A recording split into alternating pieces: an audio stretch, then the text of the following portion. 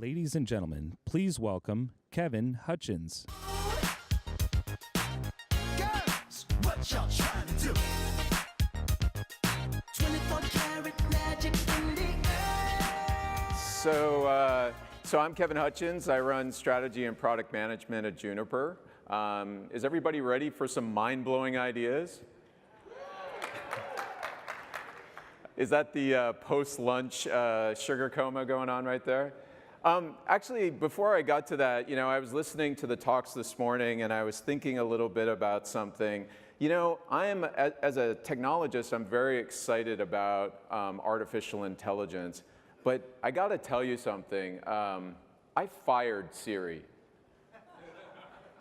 So here's what happened, okay? I'm at home, right? I'm working on some stuff with Watson, right? And I have a question. So I say, hey, Siri, can you help me out? Siri comes on, she got into an argument with Alexa, she said something inappropriate, and now it's done, right? It's done.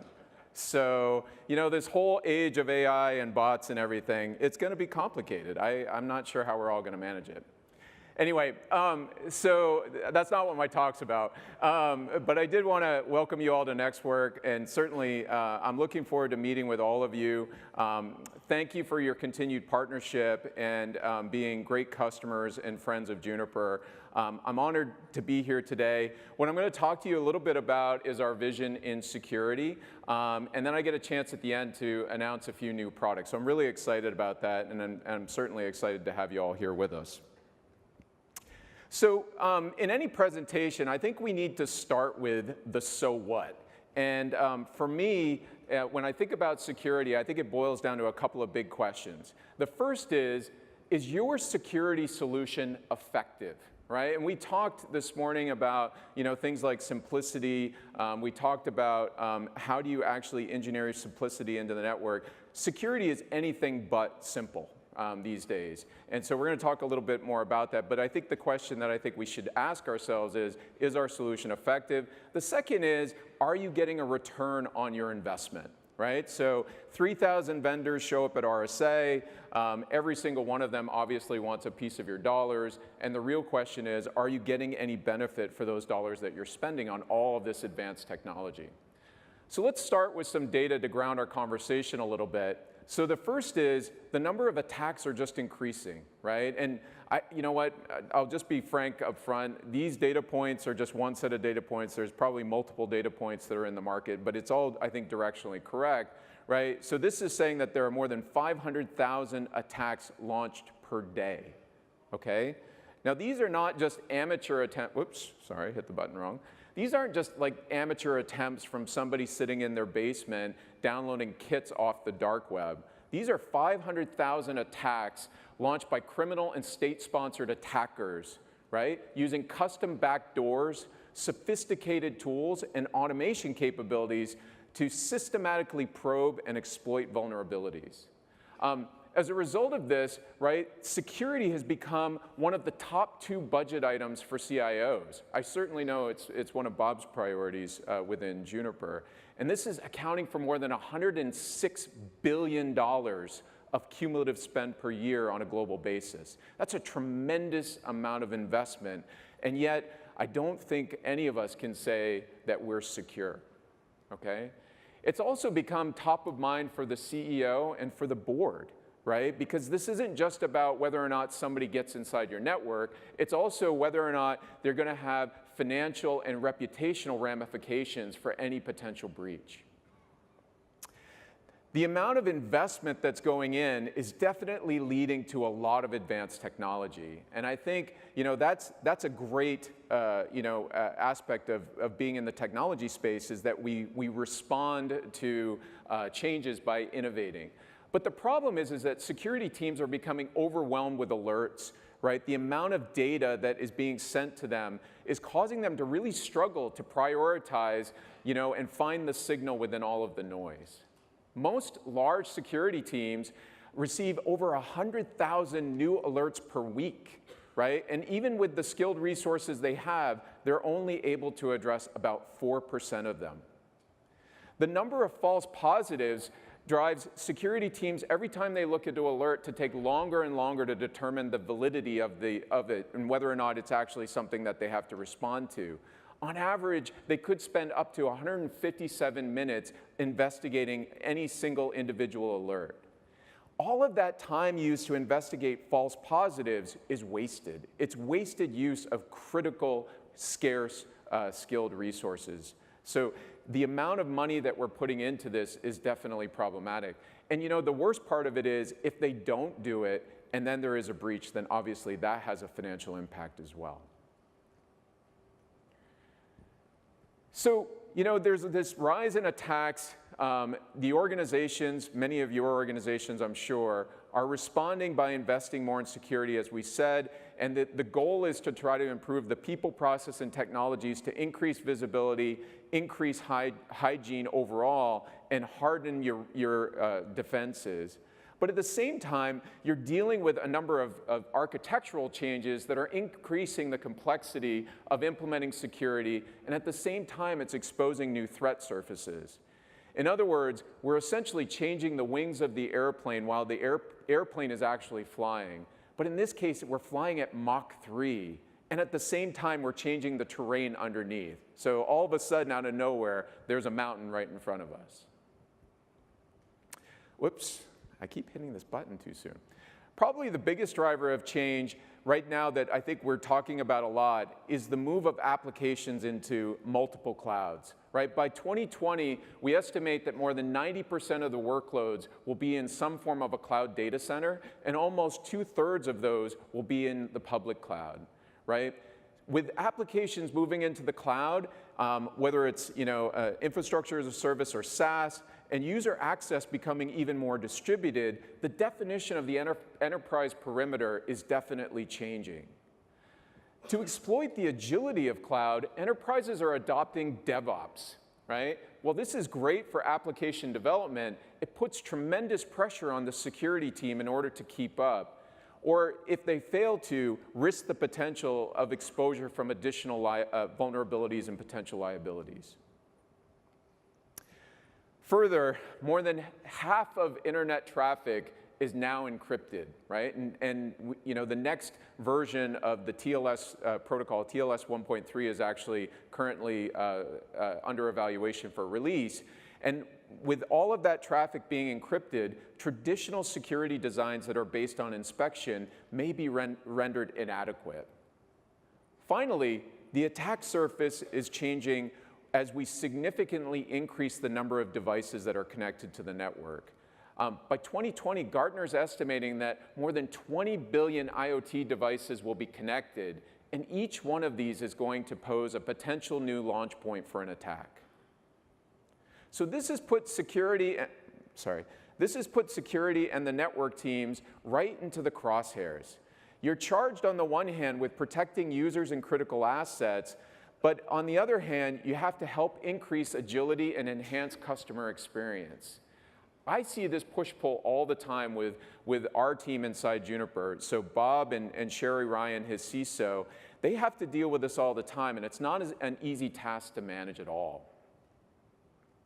Further, this is exacerbated by a number of critical issues that I think all of your security teams, and in many cases your network teams, are dealing with as well. So first, just lack of control and hygiene.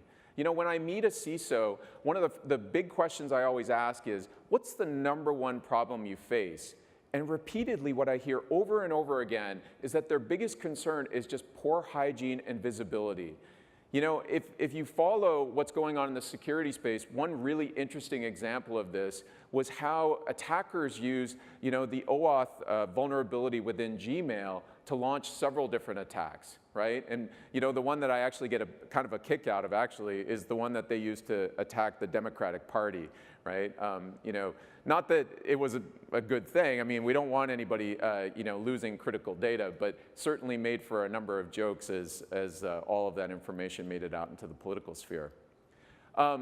Second, networks are not segmented, right? This creates a big incentive for an attacker, because once they get past the initial defenses, however complex and sophisticated they are, the payoff can be tremendously large. So we need to change the economic equation, and I'm going to talk a little bit more about some of what we're doing, but certainly, using segmentation approaches such as contrail security, which we recently announced, is a big part of that. The third thing is traffic, as I noted, is becoming increasingly encrypted. And this isn't just about whether or not existing inspection techniques will work effectively as they have in the past, but it's also becoming an opportunity for attackers to launch even more sophisticated attacks. So, for example, the recent attack on Uber in AWS was launched out of an encrypted site. Right? So they went to GitHub. GitHub is SSL encrypted. They dropped in a payload that, because it was going through an encrypted channel, wasn't easily detected, and therefore they were able to open up an attack point. Fourth, the other issue that I think is important is just the lack of sufficient resources that are skilled in security to evaluate all of the alerts. I noted before about 100,000 alerts, about 157 minutes per alert to evaluate it. We just can't keep up with the available pool of resources that we have. And at the same time, use of automation and analytics is limited, right? Advanced analytics and automation could cut that time from 157 minutes to 2 minutes, which could be a significant force multiplier. But as I just heard a little while ago from my friend Bakash, is automation in and of itself is not a solution. It has to be designed directly into the platform. And so I think we're going to talk a little bit more about that. So to solve the problems we identified, in our view, the current security model needs to change. And we're working at Juniper on a strategy that has a few common elements to it that we think are important to where security needs to go. So the first is, we think security needs to become pervasive and dynamic. So security needs to be designed into the multi-cloud fabric, right? It can't be just layered on top, and it can't be an afterthought. It has to become directly embedded. It needs to be everywhere and all the time to enable continuous visibility and allow us to rapidly respond to emerging threats. It has to become automated and simple. Right? So core to our overall strategy is, how do we simplify the business of networking and security? This isn't just about eliminating functionality. What we'd like to do is use advanced tools to help the security team manage the complexity, automate tasks, maintain their hygiene, and really focus those critical skilled resources on the really hard advanced attacks. Last, we want it to be adaptive and open, right? As attackers innovate and threats continue to evolve, the security organization needs to adapt quickly. They need to be able to continuously improve their detection, analysis, and response capabilities. They need to be able to take advantage of the latest available technologies. They need to be able to collaborate both internally and with partners to stay ahead of the attackers. So at Juniper, I'm going to admit, we're not quite where we want to be with respect to this vision, okay? This is a work in progress for us. But we're taking some steps in this direction with our unified cybersecurity approach that we base on something we call software-defined secure networks. So let's take a look at our unified approach and see how it works. So here are some of the basic components of it. First is an open API-based fabric that enables detection and collection of threat data and IOCs from multiple control points within the network, right? So this is about, how do you take advantage of all of the elements that are available to you within the network to understand what's going on, and then be able to analyze that to better determine whether or not there are new threats on your network. The threat data and the IOCs are correlated and visualized using our Sky Advanced Threat Protection solution, as well as our recently announced on-premise-based solution. And then real-time feedback of those new threats is provided to security director and policy enforcer to automatically and dynamically deploy policy updates across the network. With SDSN, or the approach that we're taking with SDSN, the entire network is managed as a single enforcement domain. Policy updates can be enforced at multiple points across the network, and this includes not only just our gear, but the gear of our competitors, as well as points within the cloud to limit the propagation of an attack or potential loss of data. So in my view, our unified solution is quite compelling, but frankly, the real proof is in how it performs under real-world use cases. So I'm going to walk you through 3 different example attacks and kind of show you how our unified cybersecurity approach based on SDSN would stop the threat and accelerate the response time. So we're going to start with a lateral attack through an application to try to get access to critical customer data. This is actually based on a recent attack of a large European bank who lost data for 20,000 customer accounts. I would say, though, this exact same use case would equally apply to applications that are deployed in the public cloud, similar to the attack that was done on the Uber app from GitHub. So in this case, the attacker got access to the application via a third-party system that was actually authorized to access the bank network. Unfortunately, the enterprise was following a dual vendor strategy, and the other vendor's firewall missed the attack as it propagated into the data center. Okay? The security team had deployed Juniper's virtual SRX to segment and inspect east-west traffic, and the virtual SRX was actually sending real-time telemetry to the Juniper security analytics platform. JSA detected an unusual traffic pattern and due to the malicious code, and they notified security director, right? Security director and the dynamic policy enforcer determined the best response and automatically pushed the right policy to the right enforcement points, avoiding any further propagation of the attack. Just got to catch up. I'm talking faster than I'm clicking here.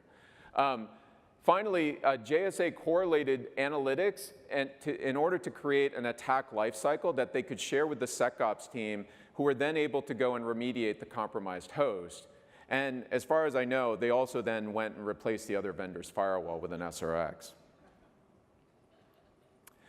Our second example is the use case of stopping attacks from IoT devices connected to the network, but sort of lacking any form of an endpoint protection.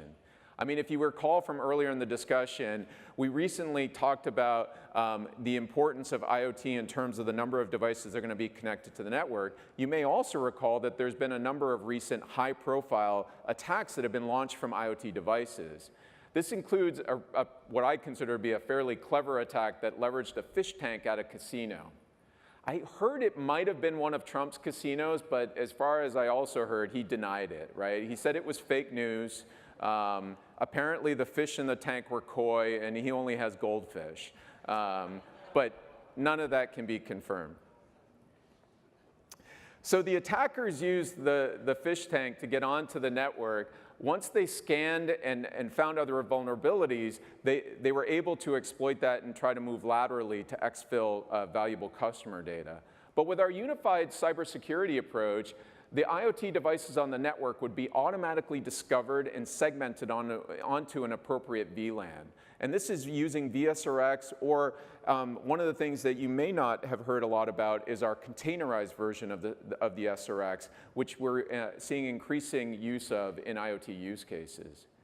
The VSRX monitors the traffic from the IoT device and in the same way as we talked about before, sends telemetry in real time to JSA to scan for malware and unusual behavior.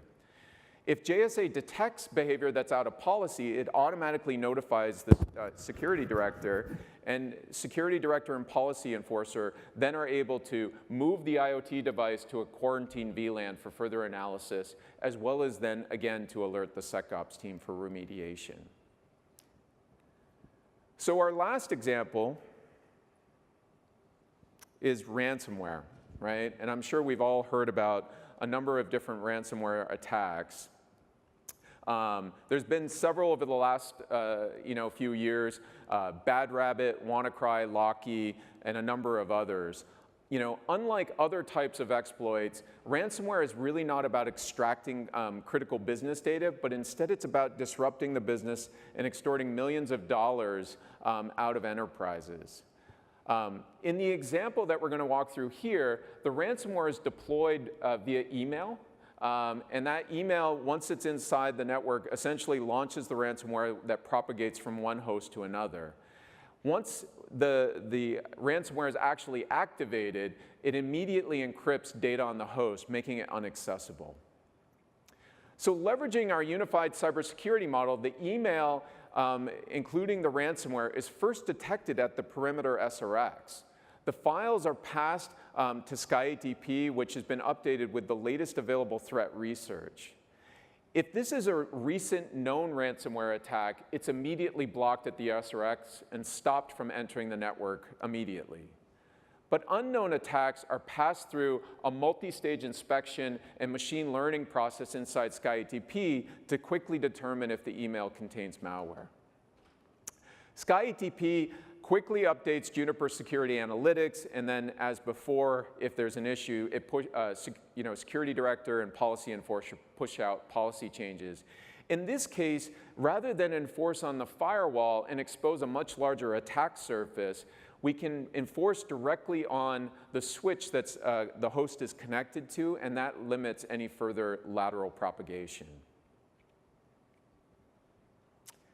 So, as I said before, these were just some examples, but as I said before, in my view, we haven't yet fully realized our vision for unified cybersecurity, but we do keep innovating. And so today I'm going to walk you through some pretty exciting announcements of some recent enhancements and new products that we're bringing to market to help us take one step closer to this vision. So first, we're launching a recent update to our Security Director and Policy Enforcer platform. And for those that don't know, Security Director is our single console for providing simplified visibility and control of security policies. For our update today, we're announcing the industry's first patent-pending dynamic policy action capability. With DPA, Security Director offers full intent-based policy management and eliminates manual work to create and deploy policies based on changing network conditions. Using other providers' tools, the time to create and remediate policies in response to an attack can take 30 hours or more, but with DPA, that can be reduced to minutes. We've also updated our policy management in SD to enable auto-provisioning of security rules for workloads deployed across multiple environments using metadata. With this feature, time spent on firewall rule management can be reduced by more than 80%. So these are very exciting announcements. Next, I wanted to also announce our advanced threat protection for solution for on-premise. This is the first announcement since we acquired Cyfort. It's essentially creating the companion to our cloud-based SkyATP portfolio. Both SkyATP and the ATP appliance leverage Cyfort's innovative analytics and remediation technology to provide threat behavior, visibility, and one-touch mitigation to accelerate incident response. Finally, I also wanted to announce the SRX 4600 next generation firewall. This is the next addition to our overall firewall portfolio for perimeter security, and it's optimized for price and performance in a compact form factor to secure private cloud environments. The SRX 4600 is fully integrated into our unified cybersecurity platform and provides high performance and fast defense even for encrypted traffic. So in addition to that, or in companion to that, for hybrid and multi-cloud use cases, we're also announcing today that we've expanded the number of public cloud environments within which we run the virtual SRX, now to also include Azure in addition to AWS. So we keep making a lot of progress in advancing our vision for unified cybersecurity that's pervasive and dynamic, adaptive and open, automated and simple. Our customers are definitely starting to take notice, and if you've not looked at it yourself, I encourage you to stop by one of the demo booths outside and take a look in a little bit more detail, or be sure to spend some time talking to me and other members of our security team. As I said, we're not done yet. We're continuing to innovate to leverage the entire fabric and advanced technologies to make security effective and a good return on your investment. I'd love to invite you all to come see us at RSA in a couple of months, where we'll be showcasing additional innovations and new product announcements. So thank you for listening to me here today.